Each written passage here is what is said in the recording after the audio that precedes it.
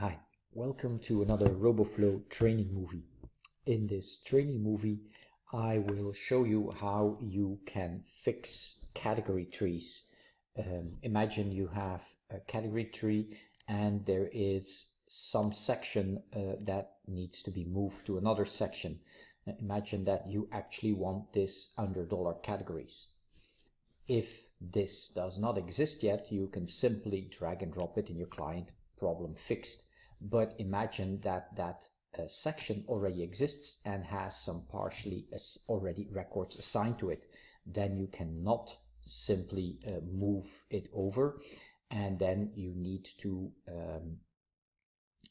automate the process. So as you can see, I have 57 records assigned, and I created a workflow called a hot collection workflow, which is going to do a query. It's going to look for anything assigned under dollar categories :wrong. Notice the colon, this is a Cumulus syntax, so you need to specify the colon. That's the way it's going to find all the records that are assigned wrongly to a certain category. Then I'm defining the wrong part of the path of that category. Notice that I'm specifying slashes. That's the way Roboflow defines a category path. And then I'm telling it what the right part is. In this case, it's removing that wrong, but it could be also putting it somewhere completely different. And so then you would specify the complete path with slashes here.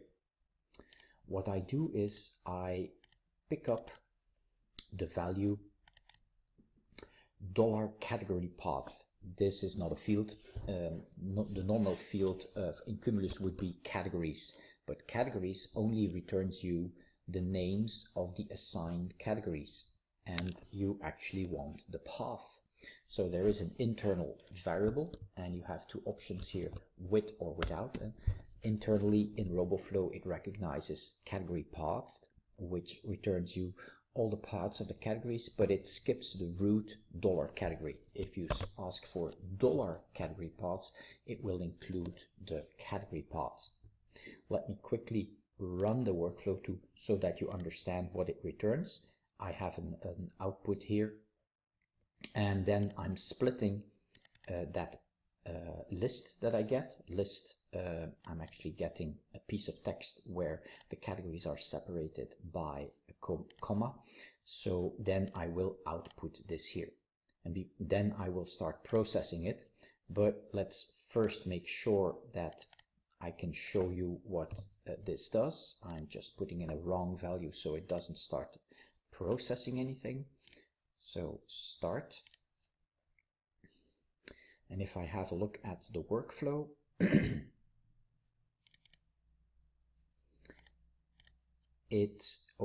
show log here. It finds, for instance, this record, and then the categories assigned to it is this piece of text, and this piece of text is actually all the categories with a complete path to the categories, and then a comma, and then the next one, and then a comma, and the next one. So that's the text it returns. Then I'm splitting this, so I'm getting each of these individual categories, text, pieces of text. What I'm going to do next in the workflow is look for those pieces of text that start with this, so that I'm picking up only those. So that's what I do with the extra parameter that I'm defining here. I'm saying give me all the categories that start with this piece of text. So that is exactly what I'm doing here. I test if the internal variable that I created, wrong category path, which is here, wrong category path, I'm saying find me the path is what this little loop of all the categories gives me.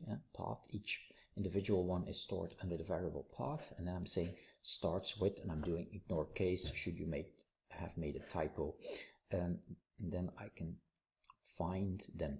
And so if it finds the record, I'm putting in log, hey, I found this one to fix.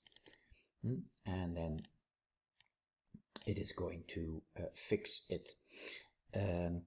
How does it fix it? Well, it first gets the category object based on the path, and then it says that it removes that category from the record. Then it takes that piece of text which was stored under path, and it's saying find the wrong part of it and replace it by the right, the correct path, which gives me a new piece of text. And I use that piece of text to create the target category. It will create it if it's missing, and if it's not missing, it will just store the category object, and it will call it the fixed catalog. And then I'm saying add this fixed category to the record. And then I'm just outputting it to the log. You can see that I don't delete the bad or the wrong category, because first of all, it can have multiple records assigned to it, and I could add a test if there's still records assigned, blah blah blah, but I think it's safer to just clean up that category tree, and once all the records are removed from the wrong section, you can verify that in the client, and then you can just throw it away. So let me run this workflow. I am going to disable the debugging feature. There is since Cumulus 11, the possibility to enable or disable some debug lines. If you store a variable called debug with true, it will output anything that starts with debug. But in this case, I don't want it anymore. You saw what it does, so I'm just saying false. So it will only output those pieces of write text to log that do not start with debug. So it will, in this case, not output this, but it will output that. So it makes my output a little bit slimmer, and it gives me only the information that I really want. But in debug mode, it's very useful to see where maybe a step went wrong, and then you run it with this enabled. As I said, make sure to check if you have that feature. Maybe you don't have it. You can always verify here in the log version info, and in here maybe copy paste this to an editor and do a search on the debug, the word debug, and then you will see if it's already here. It's in, I don't see it now in the list, checking quickly, but it's somewhere in here in this text that we have that debug enable or disable feature. Where is it? I'm not going to lose time on it, but just know that it's a very recent version, and so somewhere in that list is that debug functionality. So now we're going to fix this category tree, these 57 records. It's going to move this all the way up here. Start.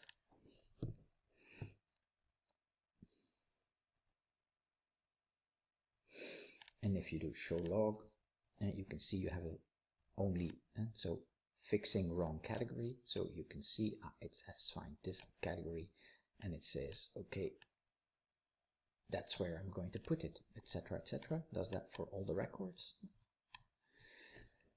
And then you can see here, if we now double click, you can see that there's now a by project, same as here. If I double click this, I have nothing. And if I double click here, I can see that I have the 57 records assigned.